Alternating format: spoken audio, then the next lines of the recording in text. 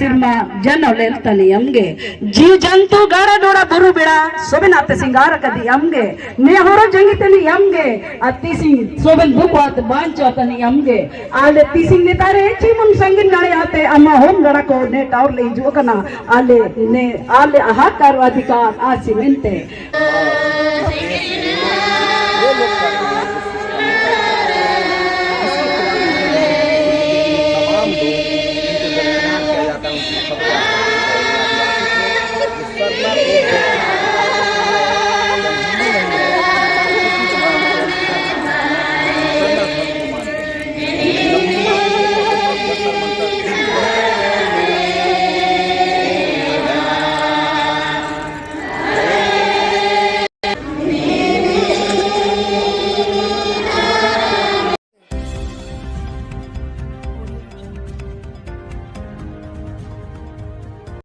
नमस्कार साथियों, मैं मनोज स्वराजी स्वागत करता हूं आपका मिनी संसद के मंच पे। लगातार देश में कॉमन सिविल कोड की बात हो रही है, लगातार ऐसे कानून की बात हो रही है, समान नागरिक संहिता की बात हो रही है, लेकिन उसके बीच में, क्योंकि ये देश विविधता से भरा देश है, यहाँ तरह तरह के धर्म संप्रदाय हैं, अलग अलग तरह की लोगों की मान्यताएं हैं, रीति रिवाज हैं और अपनी अपनी लोगों की पहचान है। तो ये पहचान से जुड़ा हुआ मामला है। दो तरह की कोड होते हैं, कानून होते हैं, एक क्रिमिनल लॉ होता है और एक सिविल लॉ होता है। सिविल लॉ में ज़्यादातर जो कवर होते हैं हमारे वो कानून होते हैं, रीति रिवाज, हमारे शादी ब्याह कैसे होगा, इस तरह की मान्यताएं क्या है, इनका समाज कैसे जिएगा, संपत्ति का अधिकार कैसा होगा, इस तरह की बातें हैं। अब मैं बात करता हूँ देश के अंदर जो कानून है वो हिंदू कोड बिल है, जिसमें काफ़ी सारे लोगों को इंक्लूड किया गया है। इसके साथ साथ मुस्लिम पर्सनल लॉ बोर्ड है, लेकिन देश की एक बहुत बड़ा तबका, बहुत बड़ा समाज जो लगातार ये मांग कर रहा है कि उनको भी अपने रीति रिवाजों को बचाना है, उनको भी अपनी मान्यताओं को बचाना है। ये समाज है आदिवासी समाज। पूरे देश में आदिवासी समाज जगह जगह है, एसटी क्लास पूरा है, उनकी अपनी मान्यताएं हैं। कहते हैं उनको कुछ लोग हिंदू में इंक्लूड करते हैं, लेकिन उनका अपना कहना है कि उनका धार्मिक मान्यताएं अलग है, वो अपने आप को अलग तरीके से आइडेंटिटी पहचान दिखाते हैं। तो सरना धर्म कोड की बात हो रही है। आइए, ये सरना बिल कोड है क्या? देखिए, आपने जनगणना परिपत्र देखी होगी, जिससे जनगणना कंडक्ट होता है। उसमें हिंदू धर्म लिखा हुआ है, सिख धर्म लिखा हुआ है, जैन धर्म लिखा हुआ है, बौद्ध धर्म लिखा हुआ है और इस्लाम और ईसाई धर्म लिखा हुआ है। और हम लोग सभी अन्य धर्मों के लिए इन्होंने अन्य धर्म कॉलम दिया है। ये मिसनोमर की स्थिति हमारे साथ क्यों हो रहा है? मिसलेनियस कर दिया है, मिसनोमर, अनआइडेंटिफाइड ग्रुप। कैसे? जबकि ये इतिहास साक्षी है कि भारतवर्ष के ओरिजिनल इनहेबिटेंट, जब आर्यन का आगमन हुआ उससे पहले से हम लोग की यहाँ की एग्जिस्टेंस रही है। और हमारा अपना पुरखा दर पुरखा, पीढ़ी दर पीढ़ी, सेंचुरीज को, थाउजेंड्स एंड थाउजेंड्स ईयर को हमारा अपना एक परंपरा है, चलन है, प्रचलन है ना। अपना धार्मिक आभा मंडल है, धार्मिक व्यापक स्वरूप में हमारा नेचर के साथ लगाव है। और हमारा हिंदू धर्म के साथ कोई मेल नहीं खाता है, एकदम पृथक आइडेंटिटी है। हिंदू का जो डायरेक्टिव प्रिंसिपल है उसमें हम लोग कहीं नहीं आते हैं। फिर भी प्रकृति की पूजा करते हैं आप लोग। प्रकृति के साथ साथ जो मान्यताएं हैं, अलौकिक शक्तियां हैं, धर्मेश है, सिंहबोंगा है, बरामुंगू है, ये तमाम तरह के मान्यताएं हैं, उसका हम लोग सिंबॉलिक है, धर्म का सिंबल है, उसको हम लोग पूजा करते हैं ऑलमाइटी का।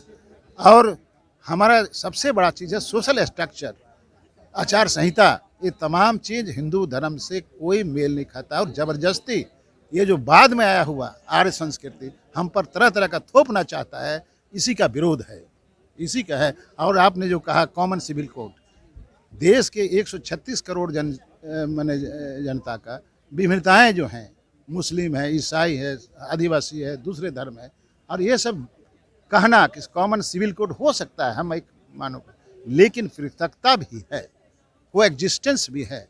और ज़बरदस्ती ये सरकार थोपना चाहती है और एक सिविल कोड की बात करती है। लगातार आदिवासी समाज पर धर्म परिवर्तन किया जाता रहा है, चाहे वो लालच देके, क्योंकि गरीब तबका होता है, क्रिश्चियंस की भी जो मिशनरीज आई थी उन्होंने बहुत ऐसा काम किया, ऐसा माना जाता है कि आदिवासियों बहुत सारे क्रिश्चियंस में भी कन्वर्टेड हो गए।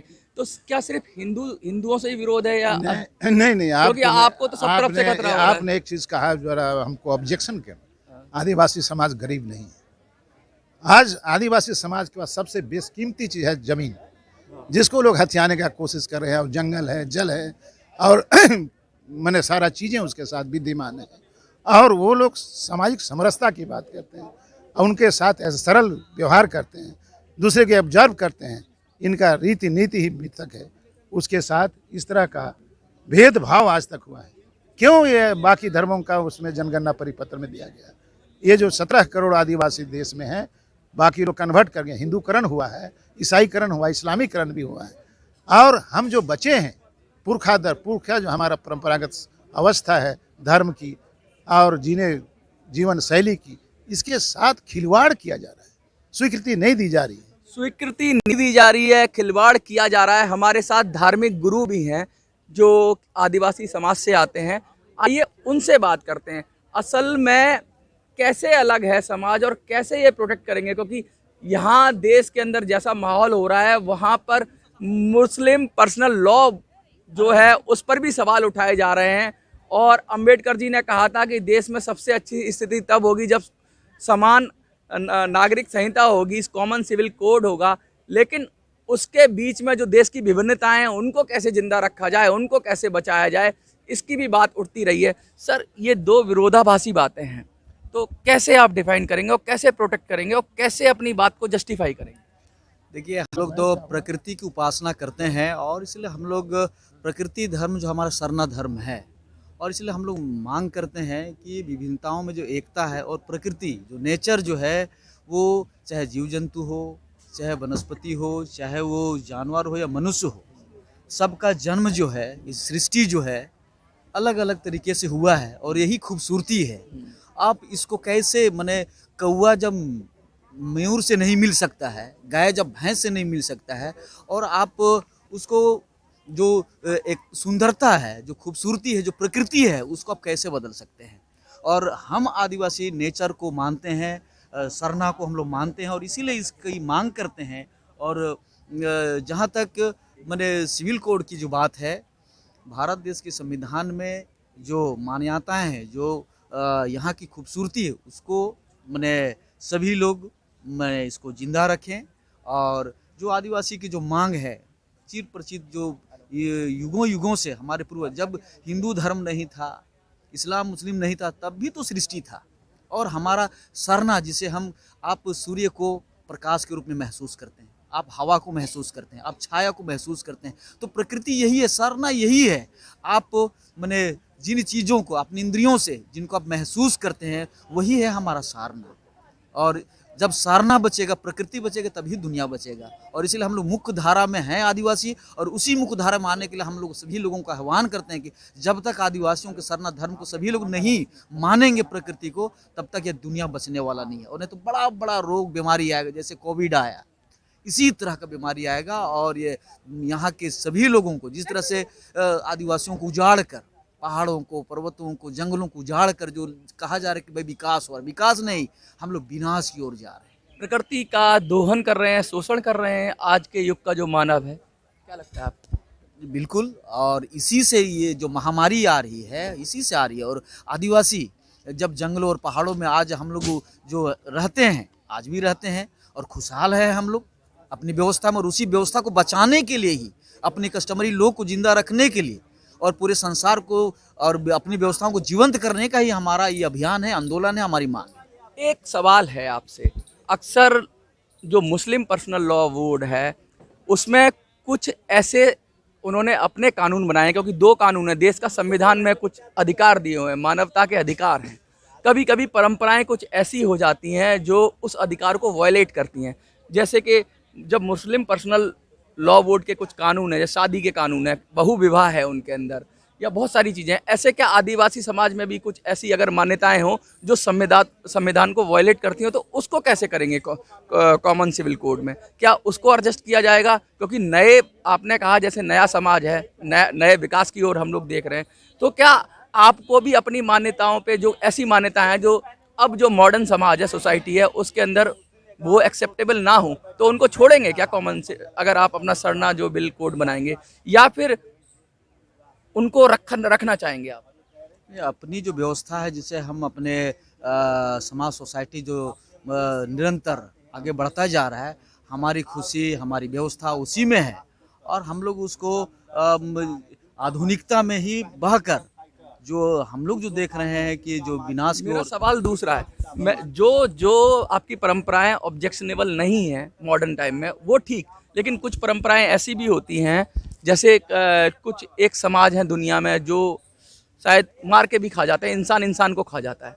ऐसी, मैं ये नहीं कह रहा कि भारत में है, लेकिन ऐसी कुछ कुछ परंपराएं होती हैं समाजों में जो कि जिनको समाज या तो क्या उस पर कॉम्प्रोमाइज करेंगे। अगर कोई ऐसी कुप्रथा है आदिवासी समाज के अंदर, जैसे कम उम्र में लड़कियों की शादी, अब आप जैसे कॉमन सिविल कोड की बात करें तो अब 18 वर्ष शादी है, उम्र 18-21 साल हो गई है महिलाओं की शादी, लेकिन अभी मुस्लिम पर्सनल लॉ बोर्ड की बात करेंगे तो वहाँ उम्र अलग है, आदिवासी समाज में अलग है।